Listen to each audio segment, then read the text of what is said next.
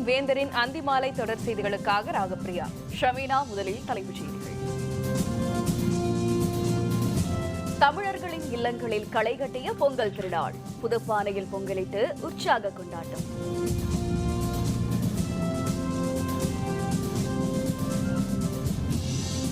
ஜல்லிக்கட்டுக்கு அனுமதி கோரி தமிழகம் முழுவதும் போராட்டம். காவல்துறையினர் தடியடி நடத்தியதால் பதற்றம்.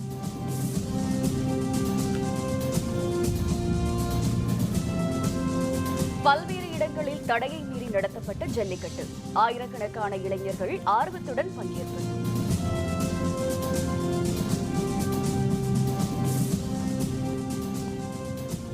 சபரிமலை ஐயப்பன் கோவில் இன்று மகரஜோதி. தரிசனத்திற்காக குவிந்த லட்சக்கணக்கான பக்தர்கள்.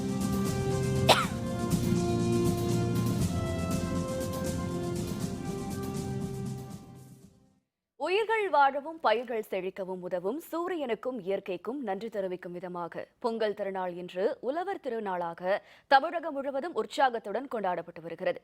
தமிழகத்தில் பொங்கல் திருநாள் ஒவ்வொரு ஆண்டும் தை முதல் நாளில் சிறப்பாக கொண்டாடப்படுவது வழக்கம். இதன்படி இந்த ஆண்டும் மக்கள் குடும்பத்துடன் பொங்கல் திருநாளை கொண்டாடி வருகின்றனர். மக்கள் பலரும் அதிகாலையிலேயே எழுந்து நீராடி புத்தாடை உடுத்தி புதுப்பானையில் புத்தரிசியிட்டு வெல்லம், முந்திரி, திராட்சை, நெய் ஊற்றி பொங்கலிட்டனர். இதனைத் தொடர்ந்து சூரியனை வழிபட்டு பொங்கலோ பொங்கல் என்று உற்சாக குரல் எழுப்பினர். பின்னர் கோவில்களுக்கு சென்று வழிபாடு நடத்திய மக்கள் ஒருவருக்கொருவர் பொங்கல் வாழ்த்துக்களை தெரிவித்து மகிழ்ச்சியை வெளிப்படுத்தினர். தமிழகம் மட்டுமின்றி உலகெங்கும் வாழும் தமிழர்களால் பொங்கல் திருநாள் வெகு சிறப்பாக கொண்டாடப்பட்டு வருகிறது.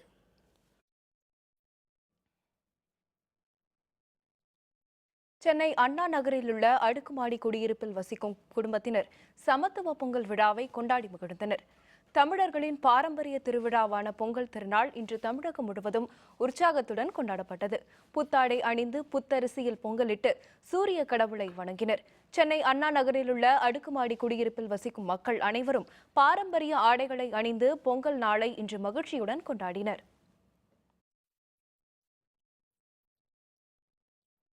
ஜல்லிக்கட்டுக்கு அனுமதி கோரியும் பீட்டா அமைப்பிற்கு எதிராகவும் மதுரை அவனியாபுரத்தில் போராட்டம் நடத்தியவர்கள் மீது காவல்துறையினர் தடியடி நடத்தியதால் பதற்றமான சூழல் ஏற்பட்டது.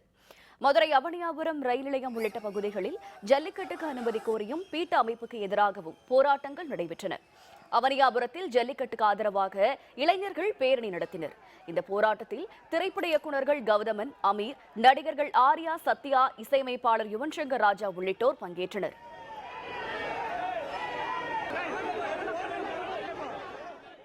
மதுரை அவனியாபுரம் பேருந்து நிலையம் அருகே நடந்த போராட்டம் தீவிரமடையும் என்பதால் காவல்துறையினர் திரைப்பட இயக்குநர்கள் மற்றும் நடிகர்களிடம் பேசி அவர்களை அனுப்பி வைத்தனர். எனினும் இயக்குநர் கௌதமன் தொடர்ந்து போராட்டத்தில் ஈடுபட்டார். அவருடன் 200க்கும் அதிகமான சாலையில் அமர்ந்து போராட்டம் நடத்தினர். இதனைத் தொடர்ந்து கௌதமனை காவல்துறையினர் கைது செய்து வாகனத்தில் ஏற்றினர். இதனை கண்டித்து அவருடைய ஆதரவாளர்கள் போராட்டம் நடத்தியதால் காவல்துறையினர் தடியடி நடத்தி அவர்களை கைது செய்தனர்.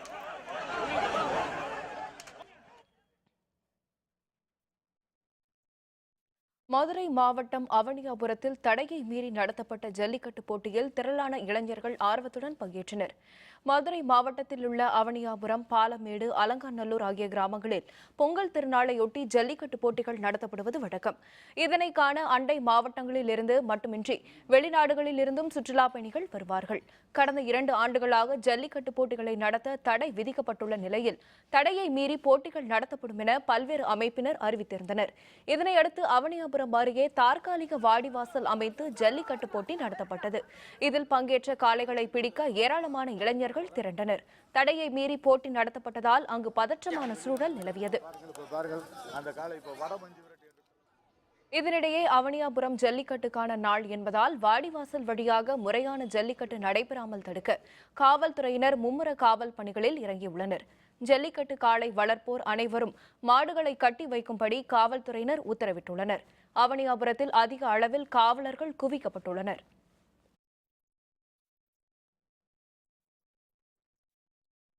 விருதுநகர் மாவட்டம் ஸ்ரீவில்லிபுத்தூர் அருகே வத்திராயிருப்பு பகுதியில் தடையை மீறி ஜல்லிக்கட்டு நடத்திய நாம் தமிழர் கட்சியினர் கைது செய்யப்பட்டனர்.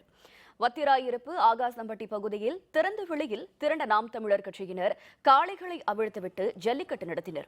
தகவல் அறிந்து வந்த காவல்துறையினர் நாம் தமிழர் அமைப்பினரை கலைந்து போகச் செய்தனர். அப்பொழுது காவல்துறையினருக்கும் அப்பகுதி மக்களுக்கும் இடையே வாக்குவாதம் ஏற்பட்டது. பின்னர் நாம் தமிழர் கட்சியினர் சிலரை காவல்துறையினர் கைது செய்தனர்.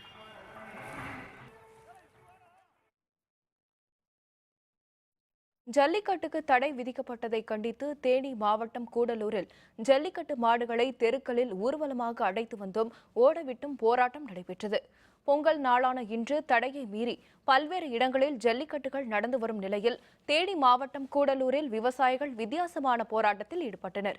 ஜல்லிக்கட்டு மாடுகளை கூடலூர் பழைய பேருந்து நிலையத்தில் இருந்து ஊர்வலமாக அழைத்து வந்த அவர்கள் ஜல்லிக்கட்டு நடக்கும் தெருவரை சென்று அங்கு மாடுகளை அவிழ்த்து ஓடவிட்டனர். விவசாயிகள், காளை வளர்ப்போர், மாடுபிடி வீரர்கள் என ஏராளமானோர் இதில் பங்கேற்றனர்.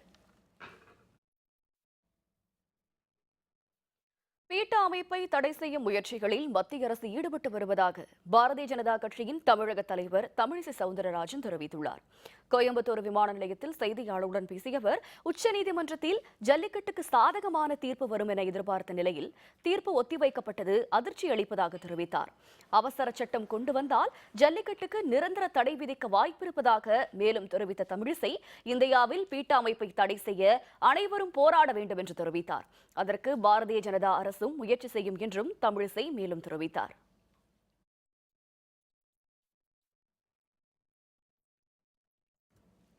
கேரள மாநிலம் சபரிமலை ஐயப்பன் கோவில் மகர விளக்கு பூஜையில் லட்சக்கணக்கான பக்தர்கள் கலந்து கொண்டு பொன்னம்பலமேட்டில் மகர ஜோதி வடிவில் ஐயப்பனை தரிசனம் செய்ய காத்திருக்கின்றனர். புகழ்பெற்ற சபரிமலை ஐயப்பன் கோவில் மண்டல பூஜைக்காக கடந்த நவம்பர் 17ஆம் தேதி நடை திறக்கப்பட்டது. இதனைத் தொடர்ந்து மகர விளக்கு பூஜைக்காக கடந்த 31ஆம் தேதி மீண்டும் நடை திறக்கப்பட்டது. இன்று அதிகாலை கணபதி ஹோமம் உள்ளிட்ட பல்வேறு பூஜைகள் நடைபெற்றன. உச்சிக்கால பூஜைக்கு பின்னர் நடை சாற்றப்பட்டு மகர விளக்கு பூஜைக்காக மீண்டும் மாலை 5 மணிக்கு நடை திறக்கப்பட்டது. பின்னர் ஐயப்பனுக்கு திருவாபரணம் அணிவிக்கப்பட்டு தீப ஆராதனை நடைபெற்றது. இதனைத் தொடர்ந்து பொன்னம்பலமேட்டில் மகர ஜோதியை காண லட்சக்கணக்கானோர் திரண்டுள்ளனர். பக்தர்களின் ஐயப்பா ஐயப்பா சரண முழக்கம் சபரிமலை முழுவதும் எதிரொலித்து காணப்படுகின்றது. மகர பூஜையையொட்டி சன்னிதானம், பம்பா, புல்மேடு, பாண்டி தாவளம் உள்ளிட்ட இடங்களில் பாதுகாப்பு ஏற்பாடுகள் மேற்கொள்ளப்பட்டுள்ளன. பாதுகாப்பு பணியில் ஆயிரக்கணக்கான காவல்துறையினர் குவிக்கப்பட்டிருந்தனர்.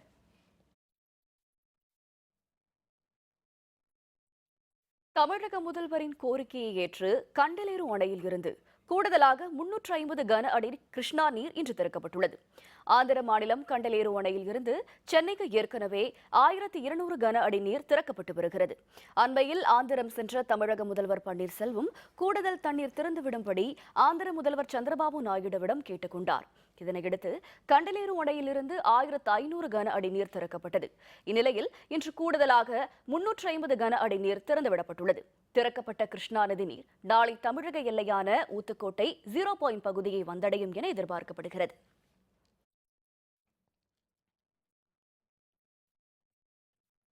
ரஞ்சி கோப்பை கிரிக்கெட் போட்டியில் நடப்பு சாம்பியன் மும்பை அணியை 5 விக்கெட்டுகள் வித்தியாசத்தில் வீழ்த்தி குஜராத் அணி சாம்பியன் பட்டத்தை வென்றுள்ளது.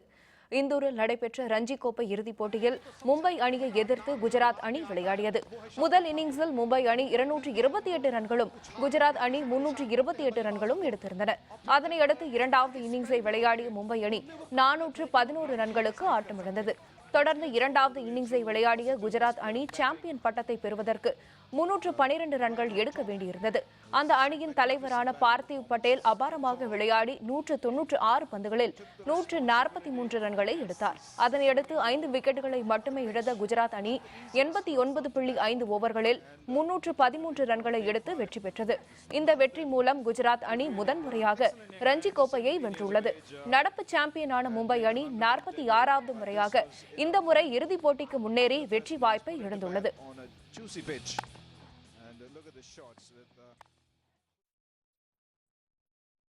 பல்வேறு பகுதிகளில் நடைபெற்ற சமத்துவ பொங்கல், ஏராளமானோர் ஆர்வத்துடன் பங்கேற்பு. விவரம் விளம்பர இடைவேளைக்கு பிறகு.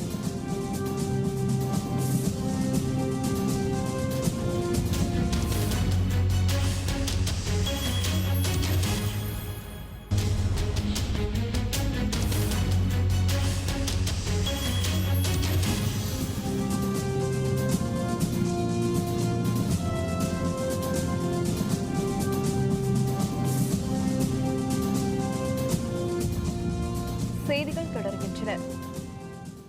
புதுச்சேரியில் சாதி மத வேறுபாடின்றி இஸ்லாமியர்கள், கிறிஸ்தவர்கள், இந்துக்கள் இணைந்து பொங்கலிட்டு கொண்டாடிய சமத்துவ பொங்கல் விழாவில் முதல்வர் நாராயணசாமி உள்ளிட்டோர் கலந்து கொண்டனர். பொங்கல் திருநாளை ஒட்டி புதுச்சேரியில் பல்வேறு இடங்களில் சமத்துவ பொங்கல் விழா நடைபெற்றது.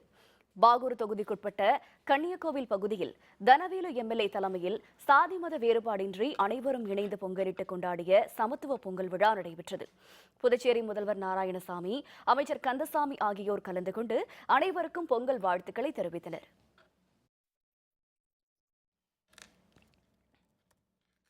புதுக்கோட்டை மாவட்டம் அன்னவாசல் அருகே மெய்வழிச்சாலையில் சாதி மத பேதமின்றி நடத்தப்பட்ட சமத்துவ பொங்கல் அனைவரையும் கவர்ந்தது. புதுக்கோட்டை மாவட்டம் அன்னவாசல் அருகே 61 சாதி மதங்களைச் சேர்ந்த மக்கள் கடந்த 65 ஆண்டுகளாக சமத்துவத்துடன் வாழ்ந்து வருகின்றனர். அவர்கள் மரலிகை தீண்டா சாலை ஆண்டவர்கள் மெய்மதம் என்ற பெயரில் ஆண்டுதோறும் பொங்கல் திருநாளை மட்டும் கொண்டாடுவது வழக்கம். அதன்படி பொங்கல் திருநாளான இன்று மெய்வழிச்சாலையில் கரும்பு, செவ்வாழை, இளநீர், வாழை மரங்கள் மற்றும் மலர்களால் அலங்கரிக்கப்பட்ட பொன்னரங்க கோவில் முன்பு 500க்கும் அதிகமானோர் திரண்டனர். கோவிலில் ஒளியேற்றி பின்னர் மண்பானைகளில் பொங்கல் வைத்தனர். பொங்கலுக்கு பின் அனைத்து பானைகளும் கோவிலுக்கு கொண்டுவரப்பட்டு அங்கு கூட்டு வழிபாடு நடைபெற்றது. 61 சாதி மதங்களைச் சேர்ந்தவர்கள் ஒன்றாக பொங்கல் கொண்டாடியது பார்த்த அனைவரையும் வியப்பில் ஆழ்த்தியது.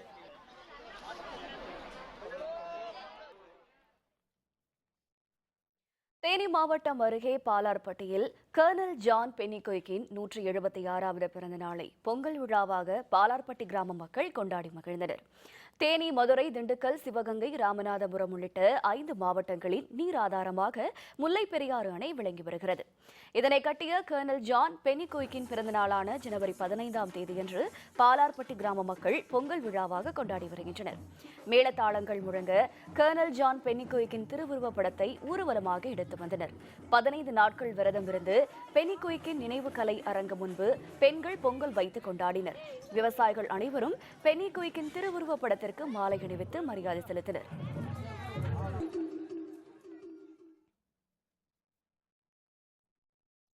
கோயம்புத்தூர் தமிழ்நாடு வேளாண்மை பல்கலைக்கழக வளாகத்தில் நடைபெற்ற சமத்துவ பொங்கல் விழாவில் துணைவேந்தர், பேராசிரியர்கள், பண்ணை தொழிலாளர்கள், ஊழியர்கள், மாணவர்கள் உள்ளிட்ட திரளானோர் கலந்து கொண்டனர். கோயம்புத்தூர் தமிழ்நாடு வேளாண்மை பல்கலைக்கழக வளாகத்தில் துணைவேந்தர், பேராசிரியர்கள், பண்ணை தொழிலாளர்கள், ஊழியர்கள், மாணவர்கள் என அனைவரும் ஒருங்கிணைந்த சமத்துவ பொங்கலை கொண்டாடி மகிழ்ந்தனர். பின்னர் பானைகளில் உள்ள காளைகளை குளிப்பாட்டி கொம்புகளுக்கு வர்ணம் தீட்டி பல்கலைக்கழக வளாகத்தின் அருகே உள்ள பசுவண்ண கோவிலுக்கு அழைத்து சென்றனர். இதனைத் தொடர்ந்து இளநீர், பன்னீர், தயிர், பால் மற்றும் 9 வகையான திரவியங்களை கொண்டு அமைக்கப்பட்ட பாத்தியில் காளைகளை நடக்க விட்டு பட்டி பார்த்தல் நிகழ்ச்சி நடைபெற்றது. தயிர் நிரப்பப்பட்ட பாத்தியில் எருதுகள் கால் பதித்ததால் நீர்வளம் பெருகி நவதானிய விளைச்சல் அதிகரிக்கும் என்பது மக்களின் நம்பிக்கையாகும். இந்த விழாவை முன்னிட்டு ஊழியர்களுக்கு கயிறு இழுக்கும் போட்டி, சிலம்பாட்டம் உள்ளிட்ட போட்டிகள் நடத்தப்பட்டு வெற்றி பெற்றவர்களுக்கு பரிசுகள் வழங்கப்பட்டன.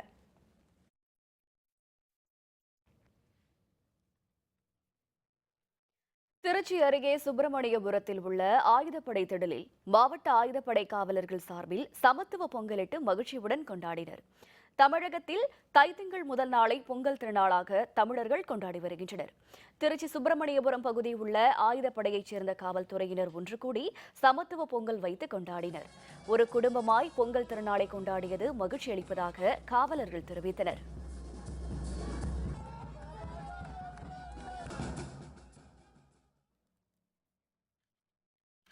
ஈரோடு மாவட்டம் சுற்றுலாத்துறை சார்பில் பவானி கூடுதுறையில் உள்ள அருள்மிகு சங்கமேஸ்வரர் கோவிலில் சுற்றுலா பொங்கல் விழா சிறப்பாக கொண்டாடப்பட்டது. தமிழர் திருநாளாம் தைப்பொங்கல் திருநாளை முன்னிட்டு மக்களுடன் இணைந்து சுற்றுலாத்துறை சார்பில் மாநிலம் முழுவதும் உள்ள சுற்றுலா தலங்களில் பொங்கல் விழா சிறப்பாக கொண்டாடப்பட்டு வருகிறது. ஈரோடு பவானி கூடுதுறையில் நடைபெற்ற சுற்றுலா பொங்கல் விழாவை மாவட்ட ஆட்சியர் எஸ். பிரபாகர் தொடங்கி வைத்தார். இந்த விழாவில் நாட்டிய குழுவினரின் பரதநாட்டிய நிகழ்ச்சி பார்வையாளர்களின் மிகுந்த வரவேற்பை பெற்றது.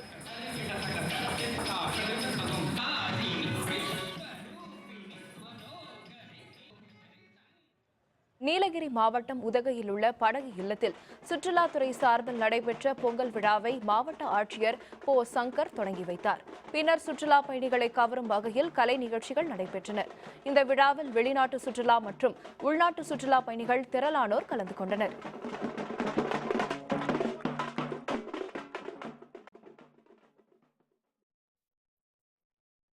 பொங்கல் பொங்கல் விடுமுறை கொண்டாட்டத்திற்கு தயாராகும் வேடந்தாங்கல் பறவைகள் சரணாலயத்தில் வனத்துறையினர் மற்றும் காவல்துறையினர் பாதுகாப்பு ஏற்பாடுகளை மேற்கொண்டுள்ளனர். காஞ்சிபுரம் மாவட்டம் வேடந்தாங்கல் பறவைகள் சரணாலயங்களில் ஆண்டுதோறும் அக்டோபர் முதல் மார்ச் வரையில் பல்வேறு நாடுகளை சார்ந்த பறவைகள் வந்து செல்வது வழக்கம். வர்தா புயலின் தாக்கத்தால் பெரும் சேதமடைந்த வண்டலூர் உயிரியல் பூங்கா தற்பொழுது திறக்கப்பட்டது என்பது அறிவிக்கப்பட்டுள்ளது. இதனையடுத்து பொங்கல் திருநாள் விடுமுறையை கொண்டாட வேடந்தாங்கலுக்கு பார்வையாளர்கள் அதிகம் வருவார்கள் என எதிர்பார்க்கப்படுகின்றது. இதற்கு தேவையான அடிப்படை வசதிகள் மற்றும் பாதுகாப்பு ஏற்பாடுகளை வனத்துறை அலுவலர்களும் காவல்துறையினரும் மேற்கொண்டுள்ளனர்.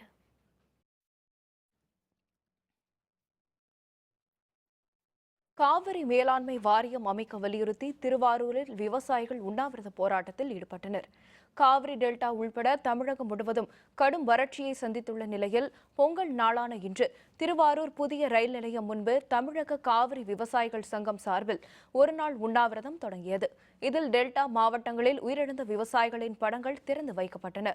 தமிழகத்தில் தற்கொலை மற்றும் அதிர்ச்சி மரணங்களால் பலியான 230 விவசாயிகளின் உயிர்களுக்கு மத்திய அரசே பொறுப்பு என உண்ணாவிரதத்தில் வலியுறுத்தப்பட்டது. காவிரி மேலாண்மை வாரியம் ஒழுங்காற்றுக் குழு அமைக்க வேண்டும் எனவும் கூட்டத்தில் வேண்டுகோள் விடுக்கப்பட்டது.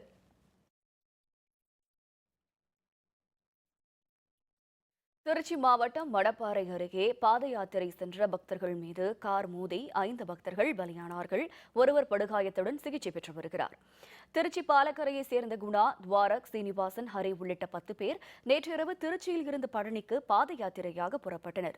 இன்று அதிகாலை 7:15 மணியளவில் அவர்கள் மணப்பாறை அருகே பாலப்பட்டி பகுதிக்கு வந்தபொழுது திருச்சியில் இருந்து திண்டுக்கல் நோக்கி வந்த கார் ஒன்று பக்தர்கள் மீது மோதியது. இதில் குணா, சலீம், சீனிவாசன், ஹரி, துவாரக் ஆகிய 5 பேர் அவ்விடத்திலேயே பலியானார்கள். குமார் என்பவர் உயிருக்கு ஆபத்தான நிலையில் மணப்பாறை தனியார் மருத்துவமனையில் சிகிச்சை பெற்று வருகிறார். விபத்து பற்றி மணப்பாறை காவல்துறையினர் விசாரித்து வருகின்றனர்.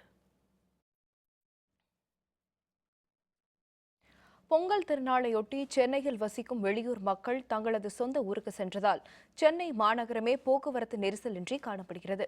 சென்னையில் தங்கி படிக்கும் மாணவர்கள், பணியாளர்கள் என ஏறத்தாழ 10 லட்சத்திற்கும் அதிகமானோர் பொங்கல் திருநாளுக்காக தங்களது சொந்த ஊர்களுக்கு சென்றுள்ளனர்.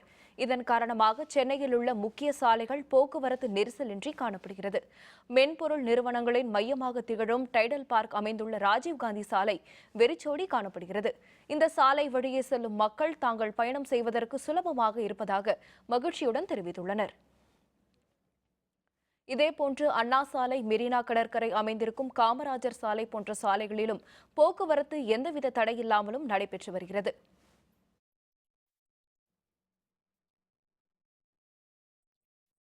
பொங்கல் திருநாளை முன்னிட்டு அரியலூர் மாவட்டத்தில் உள்ள இந்து கோவில்களில் பொங்கல் வைத்து நடைபெற்ற சிறப்பு வழிபாட்டில் திரளானோர் கலந்து கொண்டனர். அரியலூர் 5 முக விநாயகர் கோவிலில் விநாயகருக்கு சந்தன காப்பு, கரும்பால் அலங்காரம் செய்யப்பட்டிருந்தது. கோவில் வளாகத்தில் பக்தர்கள் பொங்கல் வைத்து விநாயகருக்கு படையலிட்டு வழிபட்டனர்.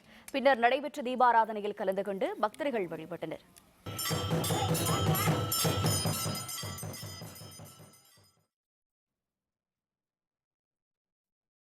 சிவகங்கை மாவட்டம் காரைக்குடியில் பொங்கல் திருநாளையொட்டி தமிழ்தாய்க்கு நடைபெற்ற சிறப்பு வழிபாட்டில் பல தமிழ் ஆர்வலர்கள் கலந்து கொண்டனர். உலகிலேயே மொழிக்கு என்று தமிழ்தாய் கோயில் காரைக்குடியில் அமைக்கப்பட்டுள்ளது. தமிழை வளர்த்த அகத்தியர், தொல்காப்பியர், வள்ளுவர், கம்பன், இளங்கோ ஆகியோருக்கு தனித்தனி கோயில்கள் அமைக்கப்பட்டுள்ளன. தமிழ்தாய் கலைக்கூடம் சார்பாக தமிழர் திருநாளை முன்னிட்டு தமிழ்தாய் சிலைக்கு விழா சிறப்பாக நடைபெற்றது. தமிழ் அறிஞர்கள், இலக்கிய ஆர்வலர்கள் தமிழ்தாய் சிலைக்கு மாலை அணிவித்து மரியாதை செலுத்தினர். தூத்துக்குடி மாவட்டத்தில் புனித சூசையப்பர் தேவாலயத்தில் நடைபெற்ற பொங்கல் விழாவில் திரளான கிறிஸ்தவர்கள் கலந்து கொண்டனர். தூத்துக்குடி மாவட்டத்தில் பெரும்பாலான கத்தோலிக்க கிறிஸ்தவ தேவாலயங்களில் ஆண்டுதோறும் பொங்கல் விழா கொண்டாடப்படுவது வழக்கம். இந்த ஆண்டு பொங்கல் விழா குரூஸ்புரத்தில் உள்ள புனித சூசையப்பர் தேவாலயத்தில் நடைபெற்றது. 40 பொங்கல் பானைகளில் தமிழக கலாச்சாரப்படி பொங்கல் வைக்கப்பட்டு பின்னர் இயற்கை அணைக்கு படையலிட்டனர். பின்னர் சிறப்பு திருப்பலியும் நடைபெற்றது. இதில் திரளான கத்தோலிக்க கிறிஸ்தவ மக்கள் கலந்து கொண்டனர்.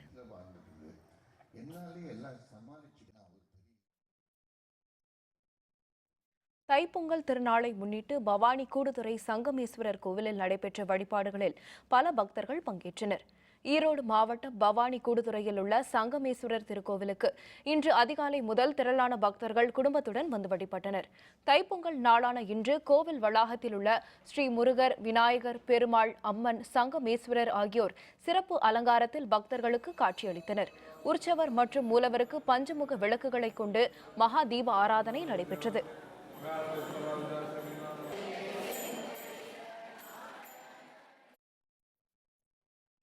சேலம் ஸ்ரீ ராமலிங்க சவுடேஸ்வரி அம்மன் கோவில் திருவிழாவை ஒட்டி 1000க்கும் அதிகமானோர் கத்தி போட்டு நேர்த்திக் கடன்களை செலுத்தினர். சேலம் செவ்வாய்ப்பேட்டை முக்கம்பாடி பகுதியில் அமைந்திருக்கும் அருள்மிகு ஸ்ரீ ராமலிங்க சவுடேஸ்வரி திருக்கோவிலில் ஆண்டுதோறும் பொங்கல் திருநாளன்று திருவிழா நடத்தப்படுவது வழக்கம். இவ்வாண்டு திருவிழாவில் இன்று நடைபெற்ற சக்தி அளிக்கும் நிகழ்ச்சியில் வீரகுமார்கள் எனப்படும் இளைஞர்கள் 48 நாட்கள் விரதமிருந்து சக்தியை அழித்து வந்தனர். அப்பொழுது வீரகுமாரர்கள் தங்களது மார்பிலும் தோள்பட்டைகளிலும் கத்தியால் கீறிக்கொண்டு அம்மனை வீதி வீதியாக அழித்து வந்தனர். வீதிதோறும் அம்மனை வழிபட காத்திருந்த பக்தர்களுக்கு வீரகுமாரர்கள் மற்றும் வீரமுட்டிகள் எலுமிச்சை பழமும் விபூதி பிரசாதமும் வழங்கினர்.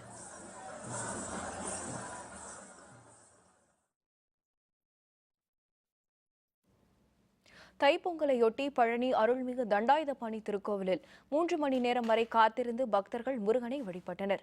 திண்டுக்கல் மாவட்டம் பழனி அருள்மிகு தண்டாயுதபாணி திருக்கோவிலில் இன்று தைப்பொங்கல் நாளையொட்டி அதிகாலை முதலே பக்தர்கள் கூட்டம் நிறைந்து காணப்பட்டது. பக்தர்கள் நீண்ட வரிசையில் 3 மணி நேரம் வரை காத்திருந்து அரோகரா முழக்கத்துடன் முருகனை வழிபட்டனர்.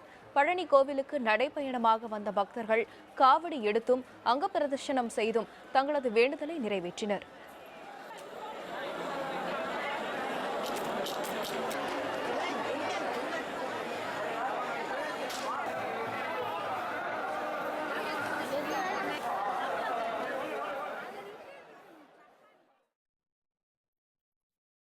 இந்தியா இங்கிலாந்து அணிகள் மோதும் முதல் ஒருநாள் போட்டி கேப்டன் கோலி தலைமையில் நடைபெறுவதால் பெரும் எதிர்பார்ப்பு. விவரம் விளம்பர இடைவெளிக்கு பிறகு.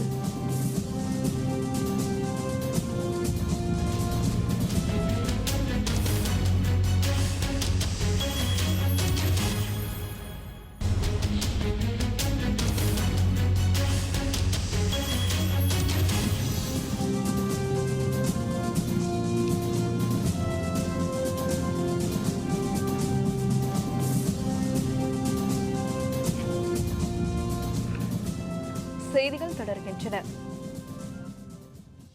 அமெரிக்காவின் இசைப்பாடகர் எல்விஸ் பிரெஸ்லியின் 25வது நினைவு நாளை ஒட்டி நடைபெற்ற பேரணியில் ஆஸ்திரேலிய ரசிகர்கள் திரளானோர் பங்கேற்றனர். அமெரிக்க இசைக்கலைஞரும் நடிகருமான எல்விஸ் பிரெஸ்லி தனது 45வது வயதில் காலமானார்.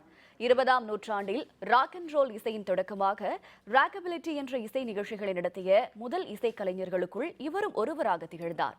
பிரெஸ்லி நடித்த 31 திரைப்படங்களில் வணிக அடிப்படையில் இசைப்படங்களாகவே இருந்தன. பின்னர் தொலைக்காட்சிகளில் மேடை இசை நிகழ்ச்சிகளை நடத்தியதன் மூலம் பல்லாயிரக்கணக்கான ரசிகர்களை அவர் கவர்ந்தார். ராக் அண்ட் ரோலில் மன்னர் என்று அழைக்கப்பட்ட இவர் போதை மருந்துக்கு அடிமையாக காலமானார். இசை பயணத்திற்கு மதிப்பளிக்கும் வகையில் ஆஸ்திரேலியாவில் இவருடைய ரசிகர்கள் நினைவு பேரணி நடத்தினர். இதில் பிரெஸ்லி போன்ற வேடம் அணிந்து ரசிகர்கள் கலந்து கொண்டனர்.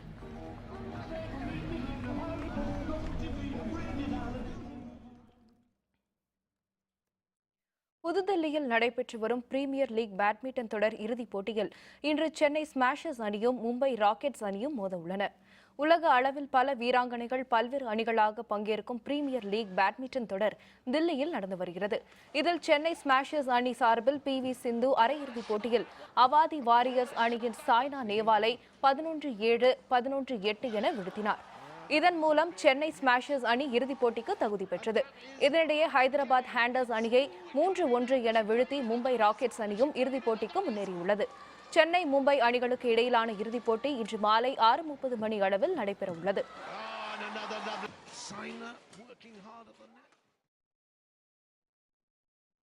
இந்தியா இங்கிலாந்து அணிகள் மோதும் ஒருநாள் கிரிக்கெட் போட்டித் தொடரின் முதல் ஆட்டம் நாளை புனேவில் தொடங்குகிறது. கேப்டன் விராட் கோலி தலைமையில் இந்திய அணி களமிறங்கும் முதல் போட்டி என்பதால் ரசிகர்களிடையே பெரும் எதிர்பார்ப்பு ஏற்பட்டுள்ளது.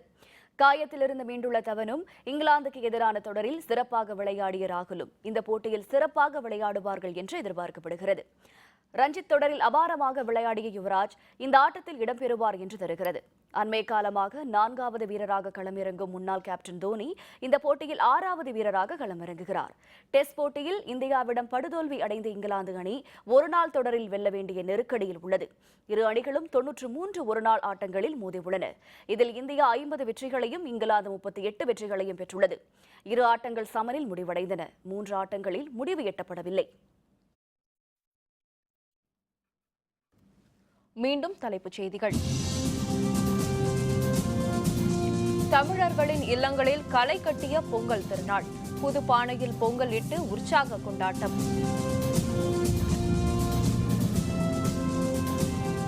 ஜல்லிக்கட்டுக்கு அனுமதி கோரி தமிழகம் முழுவதும் போராட்டம். காவல்துறையினர் தடியடி நடத்தியதால் பதற்றம். பல்வேறு இடங்களில் தடையை மீறி நடத்தப்பட்ட ஜல்லிக்கட்டு. ஆயிரக்கணக்கான இளைஞர்கள் ஆர்வத்துடன் பங்கேற்பு. சபரிமலை ஐயப்பன் கோவிலில் இன்று மகர ஜோதி. தரிசனத்துக்காக குவிந்த லட்சக்கணக்கான பக்தர்கள். இத்துடன் வேந்தரின் அந்திமாலை தொடர் செய்திகள் நிறைவடைந்தன. மீண்டும் இரவு 7:30 மணிக்கு ஒரு நாள் ஒரு பொழுது இரவு செய்திகளில் சந்திப்போம். வணக்கம்.